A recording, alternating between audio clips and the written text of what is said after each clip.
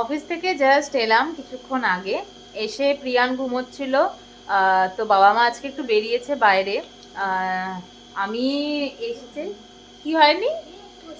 তো আমি তো বেসিক্যালি আগের দিনে ভিডিওটা তো বললাম চায়ের পক্ষপাতী একদমই না, কিন্তু আজকে মাথাটা একটু ধরেছে আর ঠান্ডাটাও একটু পড়েছে।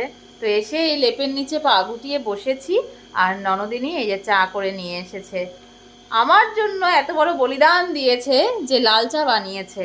ওরা ভাই বোন দুজনেই দুধ চা ছাড়া খায় না, বাট যেহেতু আমি দুধ চা খাবো না আর শুনেছে আমার মাথাটা একটু ধরেছে, তার জন্য নিজেও লাল চা খাচ্ছে, আমার জন্য লাল চা বানিয়ে নিয়ে এসেছে।